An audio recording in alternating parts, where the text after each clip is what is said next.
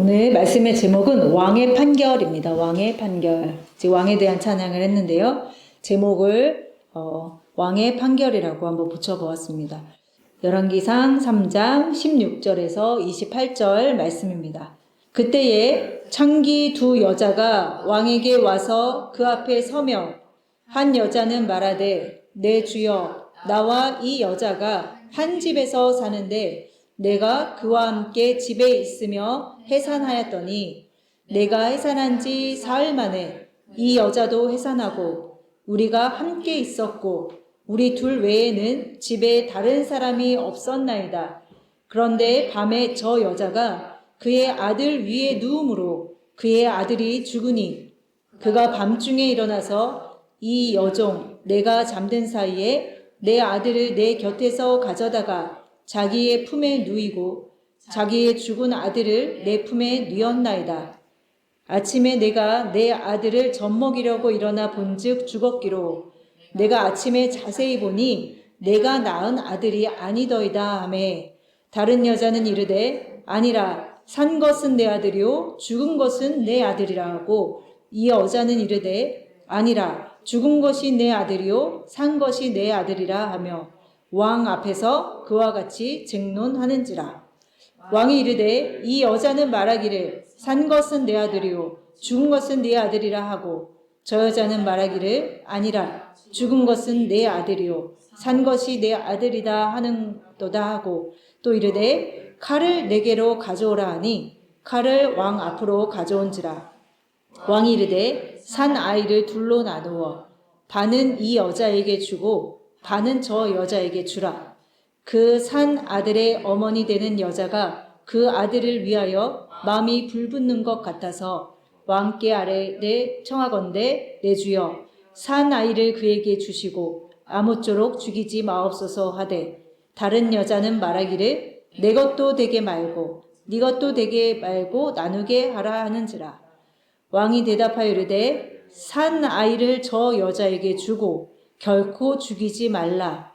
저가 그의 어머니라 하매 온 이스라엘이 왕이 심리하여 판결함을 듣고 왕을 두려워하였으니 이는 하나님의 지혜가 그의 속에 있어 판결함을 봄이더라. 네, 아멘. 네, 이 말씀은 굉장히 유명한 솔로몬의 지혜에 관한 말씀입니다. 그래서 이 말씀은 이제 믿지 않는 자들도 굉장히 많이 알고 있는 그런 말씀인데요. 보통은 이제 이 말씀을 어느 정도로 알고 있냐면 이제 많은 사람들이 솔로몬의 지혜라는 제목하에 어떤 동화적인 이야기, 와 정말 왕의 지혜가 놀랍다 이렇게 이제 읽었었고 우리도 많이 그렇게 알았고 또 뭐 주일학교 때도 이 정도로만 말씀을 나누었던 기억이 있습니다. 최근에 이제 다시 이 말씀을 보게 되니까 우리가 이제 관점이 바뀌니까 말씀을 보는 그 각도도 다 달라지는 것 같아요. 옛날에는 그 정도로만 봤으면 지금은 지금의 믿음의 어떤 깊이만큼 깨닫는 만큼 또 그 말씀을 들여다보게 되는 것 같아요. 그래서 어떻게 보면은 말씀이 예전에 했던 말씀을 지금 한다고 해서 똑같은 말씀을 하는 건 아니더라고요. 또 달라요. 깨닫는 그 깊이가 다르고 이 보는 각도가 다르기 때문에 그래서 제가 이즘에서 보는 이 말씀은 그런 그냥 솔로몬의 지혜 이런 표면적인 말씀이 아니라 결국에 우리 교회의 주제이자 항상 나오는 말씀. 이것은 왕의 판결. 그러니까 내 안에 있는 하나님께서 내 안에 계신 그 분이 그 왕이 그 영이 우리 안에 가짜를 갈라내는 여태까지 계속 나눈 말씀이지만 가라지를 뽑아내는 그런 장면이었다라는 것입니다. 즉 하나님께서 왕이 된 솔로몬에게 주신 지혜는 지금 이 미말에 우리가 지금 마지막 때라고 하잖아요. 근데 꼭 세대적인 것뿐 아니라 내 안에 지극히 큰 환란의 때 마지막 때에 추수꾼이 갖추어야 될 지혜를 말씀하고 계신다라는 겁니다. 그러니까 이 추수꾼의 지혜라는 거는 내가 하나님의 말씀을 많이 알아서 내가 분별하는 것이 아니라 서두에 말씀드린 것처럼 그 왕이 우리 안에 계셔야지만이 그 왕께서 내 안에서 가짜와 진짜를 구별하여 주시는 일이 일어나는 것이지 항상 우리가 말씀을 접할 때에 내가 주인공이 돼서는 절대 안 돼요. 그건 마귀가 하는 일이에요. 내가 깨닫고 내가 뭘 하고 내가 중심이 되는 것들은 다 마귀가 하는 것들이라는 거예요. 그래서 모든 말씀을 우리가 나의 중심으로 해석하여 왔던 많은 일들이 있잖아요. 내 중심. 거기서부터 우리가 좀 많이 벗어나야 되고, 그래도 우리 이제 교회적으로 많이 그런 말씀을 나누기 때문에 아직까지는 부족하지만 또 이렇게 말씀을 달리 보는 그런 시각이 있는 것 같습니다. 그러니까 뭐냐면 이 추수꾼은 결국엔 내가 아니에요. 하나님의 말씀이 하시는 일인데, 그 말씀에 거미하시는 일인데, 내 안에 선과 악을 구별하여 주시는 일. 창세기에 보면은 낮과 밤이 나누어져 있고 묻과 그 바다, 물이 나뉘는 것처럼, 궁창 아래의 물과 궁창 위의 물이 나뉘는 것처럼 이 나누는 일들, 그 일들에 대한 이야기가 바로 이 솔로몬의 이야기라는 것입니다. 그러니까 내 안에서 이 일이 반드시 일어나야 되는데, 솔로몬이 구하였던 지혜는 하나님께서 솔로몬의 그 제사를 받으시고 내가 너에게 무엇을 하여 줄고 했을 때 솔로몬이 구했던 지혜는 듣는 마음을 달라고 그렇게 구했죠. 듣는 마음. 즉 남의 송사를 듣고, 남의 송사뿐 아니라 내 안에서 일어나는 일에 어떤 그 분별력을 가지려면 먼저는 내 안에 듣는 마음, 하나님의 그 영이 있어야 된다는 것입니다. 그럴 때에 내 안에 있는 가라지들, 가짜들, 그것을 지금 읽은 그 본문의 말씀처럼 결국의 결론은 어떻게 되냐면 왕께서 검을 가져와라. 이렇게 되는 거예요. 근데 그 전에 어떤 일이 있냐면 이 창기가 그 왕 앞에 나아가는 일이 있다는 거예요. 나아가는 일. 그럼 이 창기는 누구죠? 나야다. 이 창기도 나예요. 이것을 어떤 동화적인 이야기로만 보면 이게 믿음으로 결부가 되지 않는데, 이 결국에 두 여자 중에 한 여자는 좀 나쁜 여자인 것 같고 한 여자는 정직한 여자인 것 같잖아요. 그걸 벌써 우린 나눠요. 그래서 나는 왠지 나쁜 여자 같진 않고 좀 좋은 여자인 것 같은 쪽에 쓰고 싶어 하지만 사실은 이 두 여자로 나오지만 이 두 여자는 내 안에 있는 두 마음인 거예요. 두 마음. 나요, 나. 말씀을 그렇게 보지 않으면 우리는 계속 의로운 쪽에 서려고 해요. 왜냐하면 나는 그런 짓을 한 적이 없다고 생각하기 때문에. 자, 다시 본문으로 돌아갑니다. 왕상 3장 16절을 읽어보면요. 그때의 창기 두 여자가 왕에게 와서 그 앞에 섰다라고 되어 있습니다. 그게 이제 일의 시작인 거예요. 왕 앞에 서는 거. 우리가 평탄하고 아무 일도 없을 때는요, 왕 앞에 나아가지 않아요. 왕 앞에 나아갈 일이 없어요.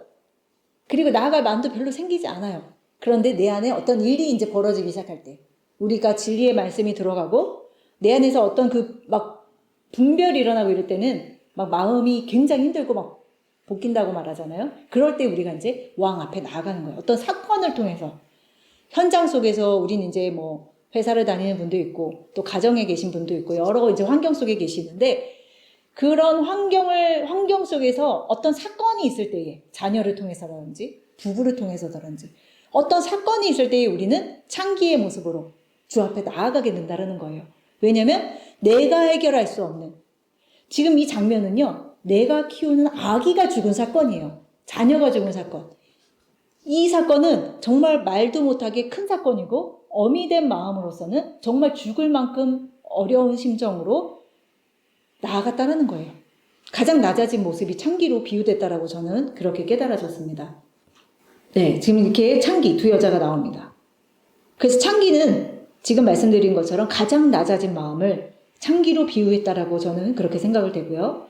성경 속에서 창기는 어떤 사람을 얘기하냐면 그리스도를 남편으로 모시지 못한 상태, 그리고 남편은 많으나 진짜 남편, 예수 그리스도를 만나지 못한 상태가 창기로 나온다라는 것입니다.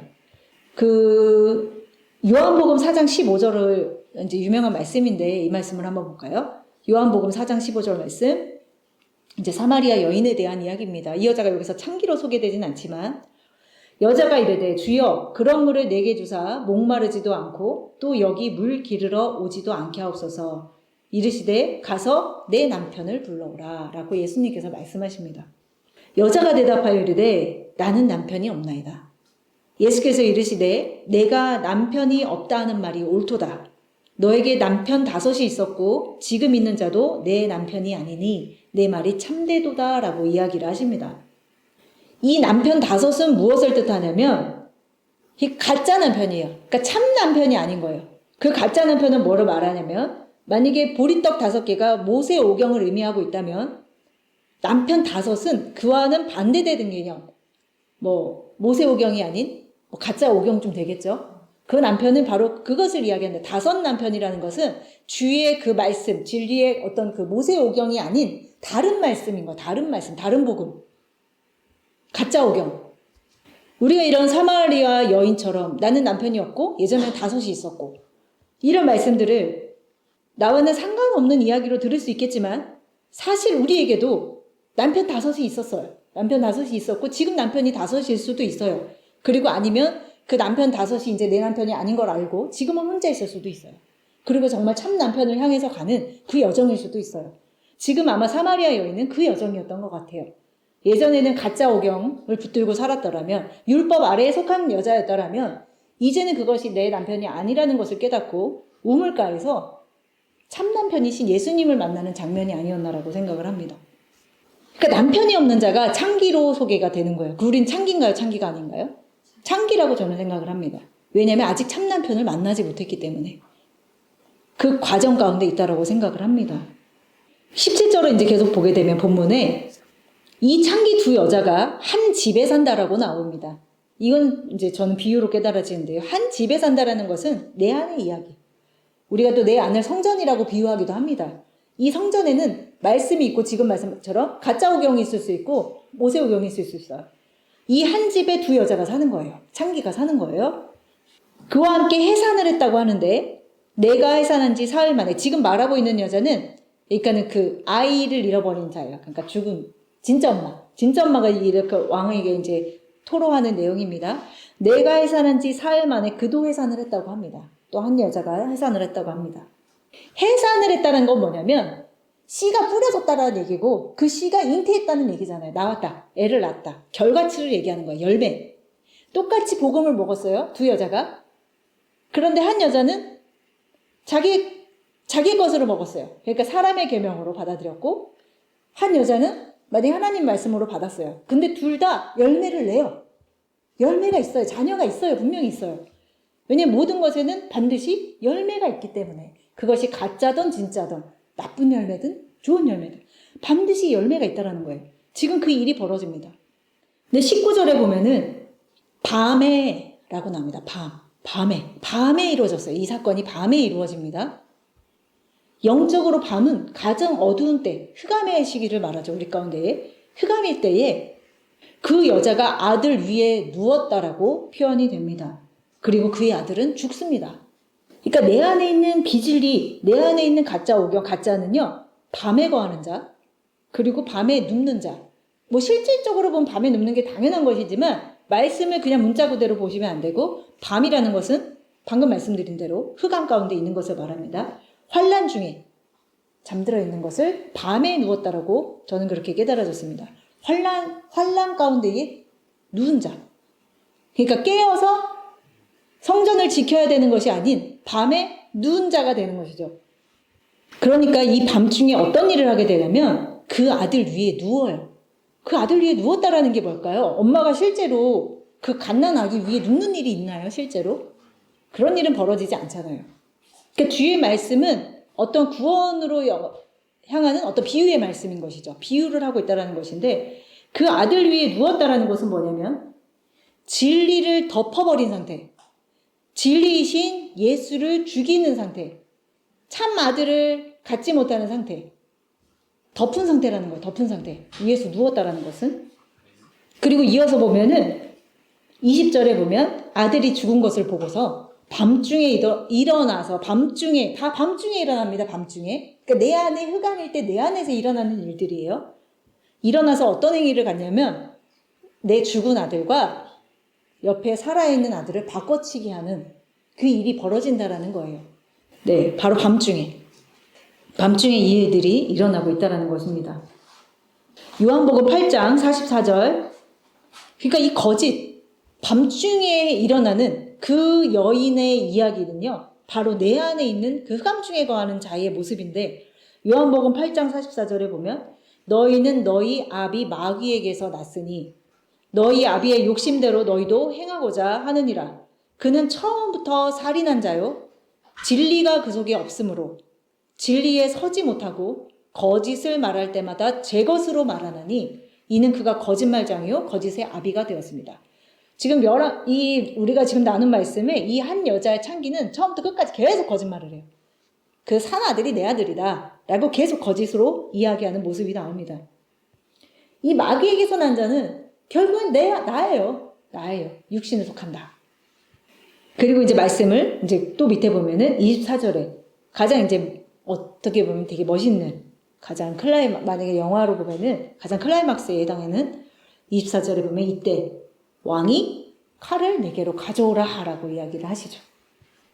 왜 왕이 칼을 가져오라고 했을까요? 이 말씀의 검으로 내 안에 있는 것들을 가르기 위함이에요. 진짜와 가짜를 구별하기 위한 왕의 지혜가 지금 검으로 선 거예요. 검으로. 내 안에서. 이 일이 벌어지지 않으면. 근데 이 일이 굉장히 서두에 말씀드렸지만 은혜로운 것은 창기의 모습으로 주 앞에 나아갔기 때문에 만약에 아들이 죽는 일이 없었더라면 왕 앞에 설 일도 없었고 왕이 검을 가져와라 라고 하지도 않았겠죠. 하지만 지금 이 상황은 왕께서 이 창기들의 이야기를 듣고 검을 가져와라 라고 이야기를 하십니다. 칼을 내게로 가져오라. 말씀 가운데 이런 말씀이 있죠. 양은 오른편에 염소는 왼편에. 가르시는 이야기들이 나옵니다. 이 말씀뿐 아니라 가르는 이야기들은 말씀 가운데 사실은 굉장히 많습니다. 26절에 보면은 마귀의 정체가 드러나는데요. 그 아들 위에 누웠던 그 창기가 이렇게 말합니다. 아들을 이제 반으로 나누라고 이야기를 하잖아요, 왕이. 칼을 가져다가 반으로 나누라 했을 때에 그 거짓말하는 여인이 이렇게 말해요. 내 것도 되지 않게 하고 저 여자 것도 되지 않게 하고 하라는 거예요. 나도 싫고 저 여자가 갖는 것도 싫고. 마귀의 정체는요, 바로 이거예요. 네 것도 되지 말고 내 것도 되지 말고. 진리가 없기 때문에 이렇게 행동하는 거예요. 이렇게 말하는 거예요. 진리를 없이 하려는 내 안에 있는 육신의 생각, 마귀의 계략인 것이죠. 하지만 진짜는 어떻게 행동을 하냐면 진짜 그러니까 그 참어미는 이렇게 행동합니다. 26절에 그 산 아들의 어머니는 그 여자가 이렇게 말하죠. 그 아들을 위하여 마음이 불붙는 것 같았다라고 이야기합니다.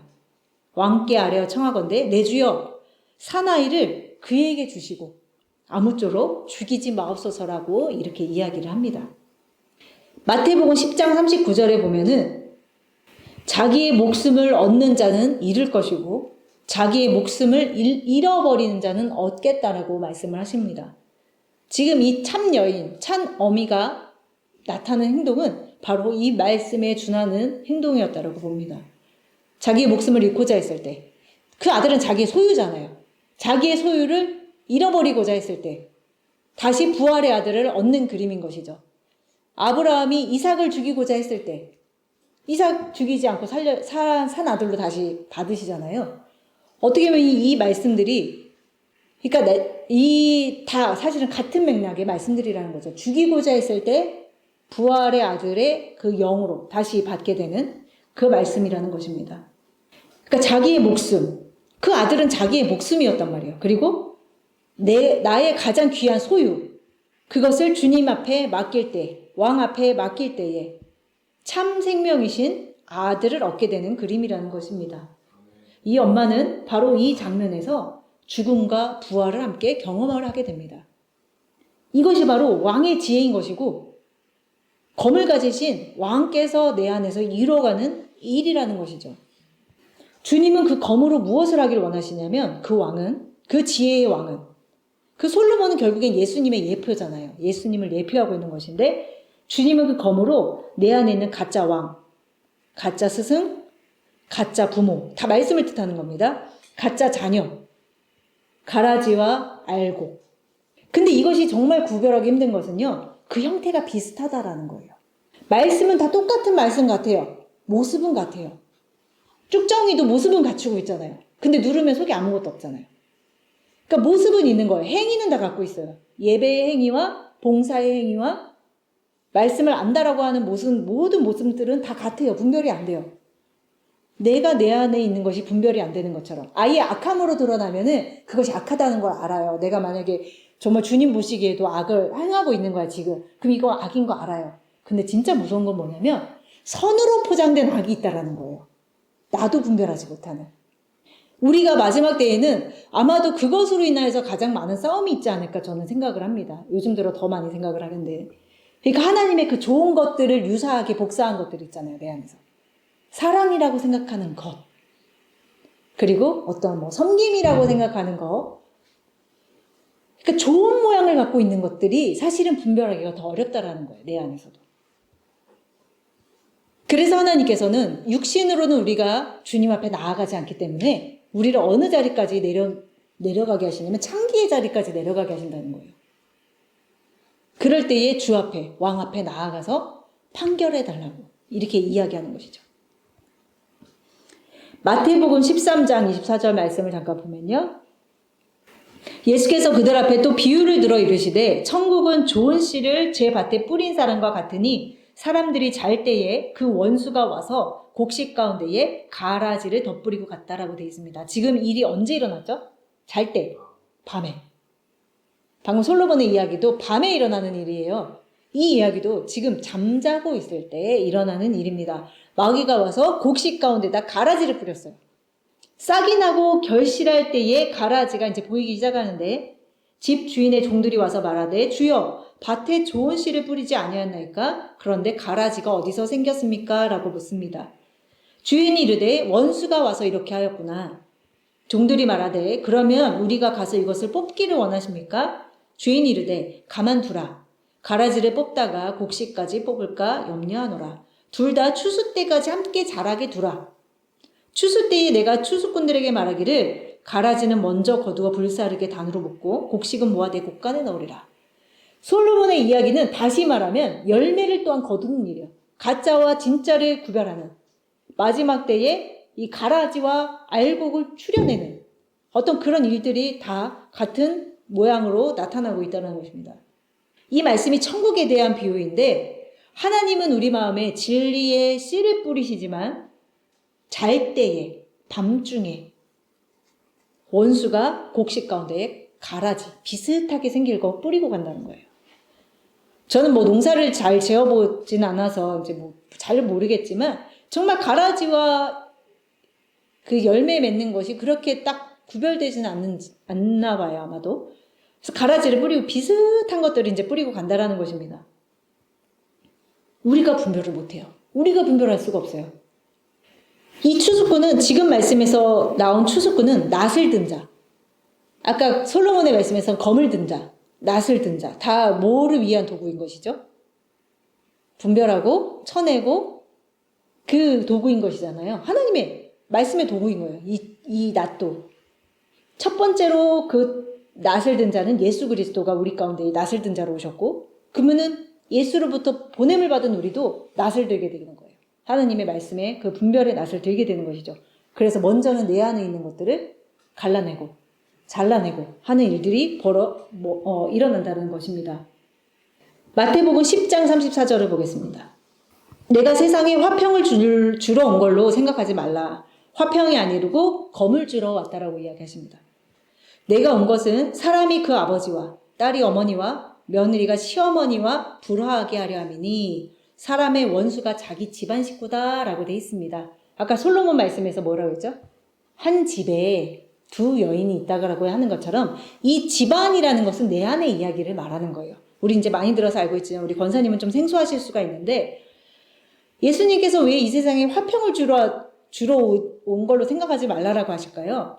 화평 이전에 먼저 이루어질 것들이 있다는 거예요. 바로 검을 통해서 할 일이 있다는 거예요. 그게 뭐냐면 내 안에 있는 여기서 뭐 아버지, 딸, 며느리 이것은 진짜 이 관계를 말하는 거 아니에요. 나의 소유된 것들, 가장 가까운 것들 그런 것들을 쳐내시는 일이 바로 이렇게 비유가 됐다라는 거예요. 자기 집안 식구는 내 안에 그런 일들을 말하는 거예요. 실제로 막 싸우고 막 어머니랑 싸우고 막 이 얘기를 하는 것이 아닙니다. 비유의 말씀이라는 것입니다. 지금 나온 불화하게 하려 왔다 했어요. 예수님이 화평을 주러 온 게 아니라 불화하게 하려 왔대요. 근데 그 불화의 원어의 뜻을 살펴보면요. 가르다라는 뜻이에요. 가르다. 가르다라는 뜻을 갖고 있습니다. 그리고 떨어뜨려내다. 분리하는 거, 분리. 불화하게 하려. 그러면은 예수님께서 불화하게 하려 오셨다라는 것은 굉장히 깊은 의미가 있는 거예요. 결국에 그 불화하게 하시는 이유는 참 화평을 위해서 하시는 일인 거예요. 근데 이 말씀을 이제 문자로 받아들이면 이상한 일들이 벌어지죠. 가르다, 즉 내 안에 가라지들을 구별하시는 일들인 것이죠. 주의 진리의 검으로, 그 주의 진리의 낫으로. 창세기 25장 말씀에도 우리가 이 말씀 많이 나눴지만 잠깐 보고 지나가겠습니다. 이삭이 그의 아내가 임신하지 못함으로 그를 위하여 여호와께 간구하매 여호와께서 그의 간구를 들으셨으므로 그의 아내 리브가가 임신을 하게 됩니다. 근데 그의 태 속에서 서로 싸움이 일어나요. 왜냐면 쌍태가 있어요. 쌍태를 배웠어요. 리브가가. 그랬더니 여호와께서 그에게 이르시되 두 국민이 너의 태중에 있구나. 두 민족이 내 복중에서부터 나뉘우리라. 이 족속이 저 족속보다 강하고 큰 자가 어린 자를 섬기리라. 이것이 바로 한 집에 두 민족이 거하는 상태. 지금 우리의 마음 안에 두 마음이 있는 거예요. 두 마음이. 아까 한 집에 두 여인이 있는 것과 지금 리브가의 안에 쌍태가 있는 것과 이런 것들이 다 하나의 말씀이라는 거예요. 근데 우리의 시각이 악한 것과 선한 것이 딱 구별돼서 저들은 악한 자고 나는 예수님 믿으니까 선한 자고 이렇게 봤던 시각은 이제는 다 거두셔야 된다는 겁니다. 내 안의 이야기라는 거예요. 두 민족이 거하는 상태. 즉 약속의 아들과 육신의 아들이 함께 있는 거예요. 내 안에. 근데 마귀는 뭐를 하냐면은 참 아들을 자기의 것으로 바꿔치는, 계속 내 안에서 진리의 것을 자기의 것으로 바꾸는 일을 끊임없이 한다는 거예요. 근데 이것을 우리의 힘으로 절대로 분별하지 못하고 선한 모습으로 왔을 땐 더더욱 못하고, 그럼 방법은 하나. 참 재판장이신 하나님께 나아가는 것밖에 없는 거예요. 지금 이 말씀처럼 나아가야 돼요. 근데 나아가려면 그냥 안 나간다니까요. 사건을 통해서 어떤 자기의 소유를 잃어버리거나 어떤 계기를 통해서 하나님 앞에 판결해달라고 나아간다라는 거예요. 그만큼 우리가 얼마나 육신적이고 정말 완악하다라는 것을 정말 더 알게 되는 것 같아요. 그래서 전 요즘에 많이 생각하는 것이 뭐냐면, 그 성경 속에서 보면 어떻게 믿음의 선진들이 뭐 아브라함도 그렇고 다윗도 그렇고, 특히 다윗이 하나님 앞에 마음의 합한 자로 부르심을 받았고 하나님의 음성을 듣고 뭐 사랑하는 자의 막 그런 엄청난 이제 막 시도 막 짓고 막 이런 자잖아요. 그런데 어떻게 밧세바라는 여인의 그 사건이 있었을까라는 생각을 해보면, 어떻게 하나님의 앞에 그렇게 충실하고 그렇게 마음에 합한 자가 어떻게 그런 사건에 될 수 있을까라고 생각을 한 적들이 많았는데, 하나님의 말씀을 알면 알수록 신앙이 뭐 깊어진다라고 하기는 너무 웃긴 것 같고, 그러니까 하나님 말씀을 알면 알수록요 100%라는 생각이 저는 더 들어요. 다윗이라서가 아니라 뭐 모세라서가 아니라 그건 그냥 육신이에요. 육신은 밧세바 사건이든 무슨 사건이든 육신이라는 상태는 100% 범죄하게 돼 있다는 거예요. 육신으로는. 그러니까 육신으로는 하나님의 나라에 들어갈 자가 아무도 없어. 아무도. 내가 그 죄를 범하지 않았다고 해서 내가 그와 다르다라고 생각하는 것 자체가 하나님 앞엔 가장 큰 범죄라고 생각이 돼요. 그래서 저도 살아오면서 많은 자들을 판단한 적도 너무나도 많았고, 왜 저걸 못하지? 왜 저렇게 살지? 뭐 막 예를 들어서 어떤 친구가 막 알코올 중독에 걸려 있어. 좀 술을 끊어봐. 담배를 끊어봐. 뭐 너무너무 쉽게 막. 근데 더 알면 알수록 너무나도 그것이 저의 어떤 교만한 그가 되어보지 못함으로 쉽게 던지는 말이었다라는 거예요. 좀 뭐 털털 털고 일어나 봐.